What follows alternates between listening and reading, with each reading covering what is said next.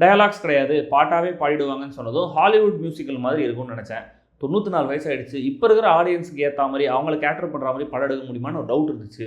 ஆனால் இந்த ரெண்டுமே தப்பாயிடுச்சு. இது ஹாலிவுட் மியூசிக்கல் மாதிரிலாம் கிடையாது, வேற ஒரு யூனிக்கான ஸ்டைலில் பிடிச்சிருக்காங்க. தென் இப்போ இருக்கிற ஆடியன்ஸுக்குன்னு இல்லை, உங்கள் ரசனை எதுவாக இருந்தாலும் இல்லைனாலும் இந்த படத்தை பார்க்க வைக்கிற அளவுக்கு ஒர்த்தான நல்ல படமாக நான் எடுக்கிறேன் அப்படின்னு எடுத்து காட்டியிருக்காரு சிங்கீதம். மேற்கொண்டு சொல்கிறதுக்கு முன்னாடி மைல்ட் ஸ்பாய்லர்ஸ் அஹெட்.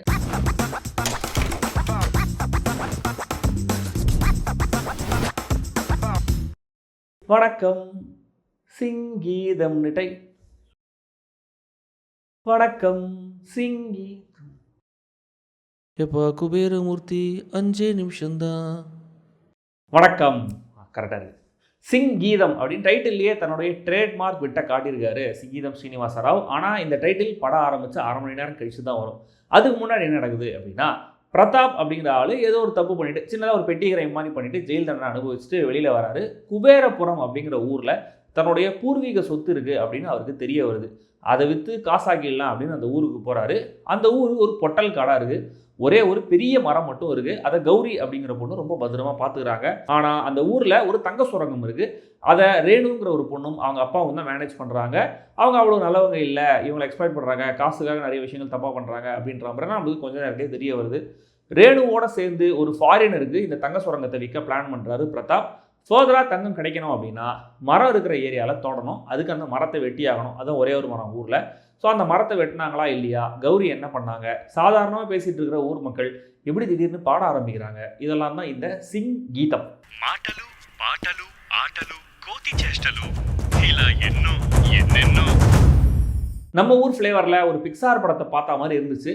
ஸ்வீட்டான டிலைட்ஃபுல்லான ஒரு படம், பெரியவங்க குழந்தைங்கன்னு எல்லாரும் ஜாலியாக பார்க்கக்கூடிய ஒரு படம். இந்த படத்துடைய குபேரபுரம் அப்படிங்கிற அந்த உலகத்தை செட் பண்ண விதத்துலேருந்து அங்கே இருக்கிற குவர்க்கியான கேரக்டர்ஸை ரிஜிஸ்டர் பண்ணது, அந்த மக்களுடைய மனநிலை எப்படி இருக்குன்னு காட்டினது, தென் இன்சைட்டிங் இன்சிடென்ட், அதுக்கப்புறம் ஏற்படுற அந்த வினோதமான சேஞ்ச், அந்த சேஞ்சை ஒவ்வொருத்தராக ரியலைஸ் பண்ணுற விதம்னு ஒவ்வொரு விஷயத்துலையுமே ஹியூமர் நல்லா இருக்கு.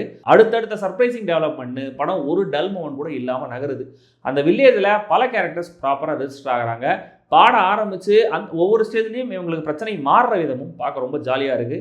அண்ட் எல்லாமே ரொம்ப குவாலிட்டியான ஹியூமர், எந்த சீப்பான அந்த பாடி ஷேமிங் ஹியூமர்லாம் ஒன்றுமே கிடையாது. எமோஷன்ஸையும் ரொம்ப சாலிடாக எழுதியிருக்காங்க. சர்ப்ரைஸ் கேமியோஸோட ஒரு பேக் ஸ்டோரி வருது, நல்ல சாலிடான ரைட்டிங். அண்ட் அந்த பேக் ஸ்டோரியில் கேரக்டர் நேமை வச்சு தெரிஞ்சோ தெரியாமையோ ஒரு குசுப்புத்தனம் இருக்குது. எவ்வளோ பேருக்கு நோட் பண்ணிங்கன்னு தெரில. தென் யூனிவர்சலான மெசேஜும் இந்த படத்தில் இருக்குது. ஒரு மெசேஜ் இல்லை, நிறைய மெசேஜஸ் இருக்குது. ஆனால் கருத்தா அட்வைஸா டயலாக்லாம் கிடையாது. ஆனால் உங்களுக்கு புரியும், உரைக்கும். இவங்க பாட்டு பாடுறதுலாம் எப்படி செட் ஆகும் அப்படின்ற ஒரு சந்தேகம் எனக்கு இருந்துச்சு. ஆனால் சீம்லெஸ்ஸாக கதையோட பிளெண்ட் ஆகிடுது அந்த ஸ்டைல். அட்டகாசமான ஸ்டேஜிங், மேக்கிங், போகிற போக்கில் இந்த கடவுள் நம்பிக்கையை வச்சு நடக்கிற எக்ஸ்ப்ளாய்டேஷன், மருந்து ட்ரீட்மெண்ட் நடக்கிற எக்ஸ்ப்ளாய்டேஷன், எல்லாத்தையுமே ஒரு தட்டு தட்டிட்டு போகிறாரு சிங்கீதம். சின்ன சின்ன ஆச்சரியங்கள் இருக்குது, அதை நான் ஸ்பாயில் பண்ண விரும்பல.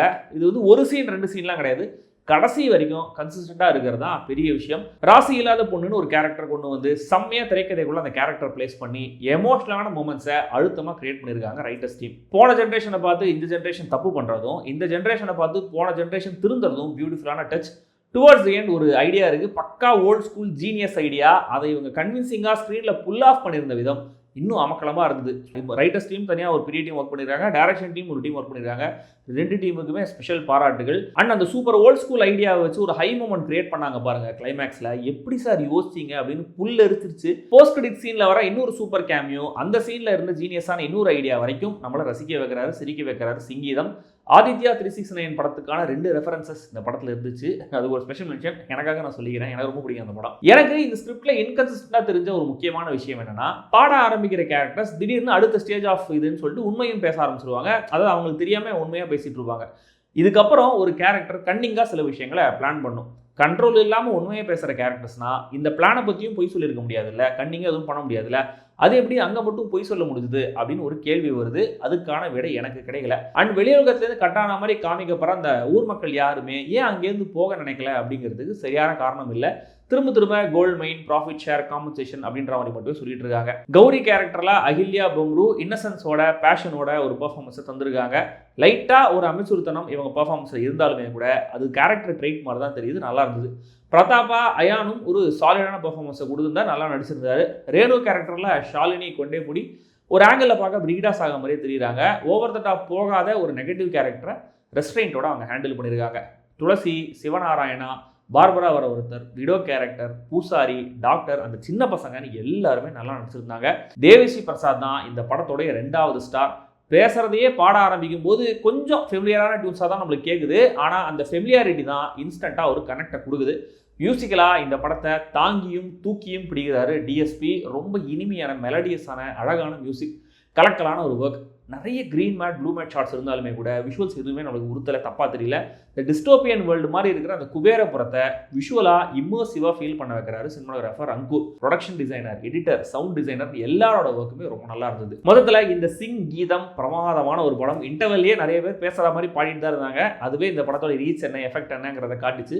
நீங்களும் பாருங்கள். தெலுங்கு தெரிஞ்சால் ரொம்ப நல்லது, செம்மையாக என்ஜாய் பண்ணலாம். இல்லைனா சப்டைட்டில்ஸ் இருக்குது.